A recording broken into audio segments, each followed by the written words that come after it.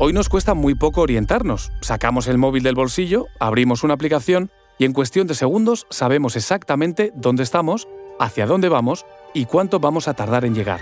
Pero hace 500 años, ir de una ciudad a otra no era una tarea sencilla.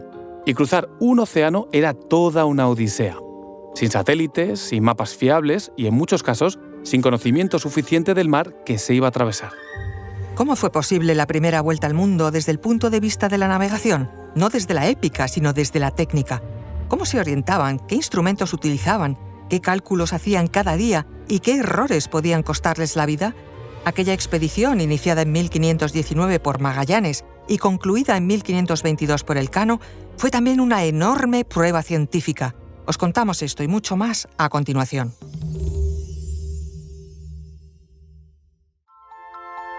Soy María José Rubio, historiadora y escritora. Y yo soy Federico Cardelús, periodista y divulgador. Y esto es Despierta tu curiosidad, un podcast diario sobre historias insólitas de National Geographic. Y recuerda, más curiosidades en el canal de National Geographic y en Disney+.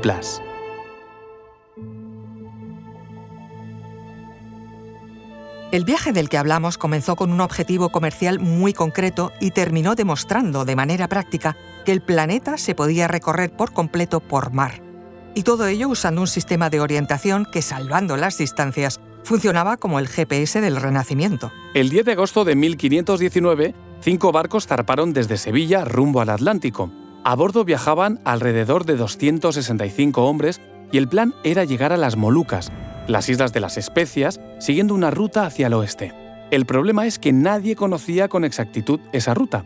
Nadie sabía cuántos días de navegación iban a ser necesarios ni qué obstáculos iban a encontrar por el camino. A ello debemos sumarle que los mapas de la época estaban incompletos y en muchos casos deliberadamente imprecisos. La cartografía era un secreto estratégico, por lo que tener un buen mapa significaba tener poder económico y político. Por eso, buena parte de la información que manejaban los navegantes era fragmentaria, basada en rumores, viajes anteriores y estimaciones poco fiables. Aquella expedición de 1519 estaba capitaneada inicialmente por el marino portugués Fernando de Magallanes y financiada por la corona española. El rey Carlos I vio en las especias una oportunidad comercial enorme.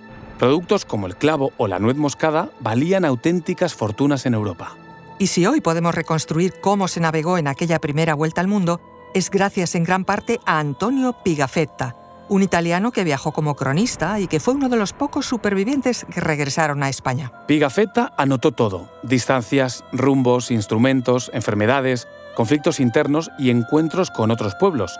Sus diarios nos permiten entender que la navegación no era una improvisación constante, sino un proceso meticuloso que exigía atención diaria. Gracias a él, sabemos que para orientarse en mar abierto, los navegantes necesitaban responder a 3 preguntas fundamentales: ¿dónde están?, ¿hacia dónde se dirigen? ¿Y a qué velocidad avanzan? Algo en apariencia sencillo, pero extremadamente complejo si te encuentras en mitad del océano. De los datos fiables, la latitud era la que podían obtener de manera más sencilla.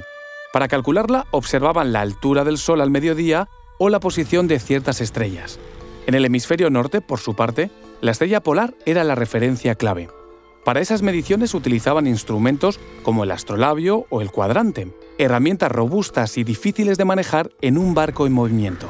Pese al balanceo, el viento o el oleaje que podían alterar las mediciones, los pilotos con experiencia lograban estimaciones bastante precisas, aunque el verdadero problema llegaba con la longitud, es decir, la posición de este a oeste. Un cálculo que no podían obtener correctamente con la tecnología de la época. La brújula era lo más fiable, permitiendo mantener un rumbo constante incluso sin referencias en el cielo. La velocidad se medía con la corredera, una cuerda con nudos que se lanzaba al mar. Contando cuántos nudos pasaban en un tiempo determinado, sabían a qué velocidad se desplazaba el barco. Y, algo que nos suena a todos, de ahí procede la unidad náutica de medida de velocidad, el nudo. Con estos datos, los pilotos estimaban la distancia recorrida cada día. Era una navegación basada en el cálculo continuo, no en certezas absolutas. Y en el caso de Magallanes y Elcano, uno de los mayores errores de cálculo de la expedición fue subestimar el tamaño del Océano Pacífico y pensar que iba a ser una travesía corta. Fueron 3 meses navegando sin tocar tierra, sin alimentos frescos, sin agua potable en condiciones. De hecho, Pigafetta describe con detalles cómo el bizcocho se convertía en polvo infestado de gusanos y cómo el agua era prácticamente imbebible. Otro elemento en contra fue la falta de vitamina C, que provocó un brote de escorbuto. Muchos marineros murieron sin saber por qué. Hablamos de una enfermedad invisible para la ciencia de la época, pero devastadora. Y por supuesto debemos sumar los conflictos humanos.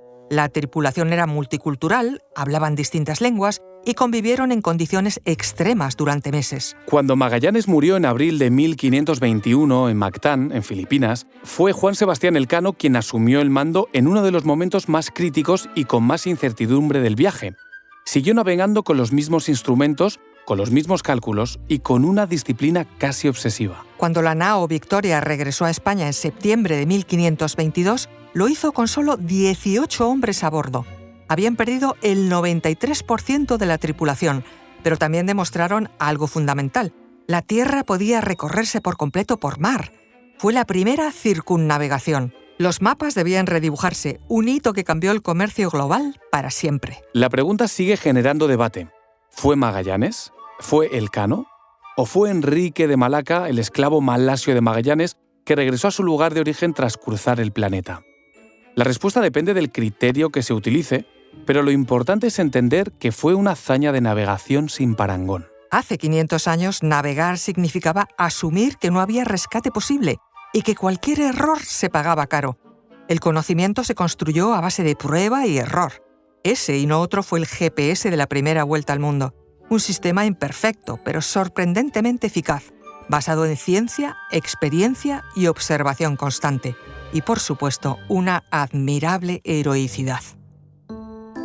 Recuerda que Despierta tu Curiosidad es un podcast diario sobre historias insólitas de National Geographic.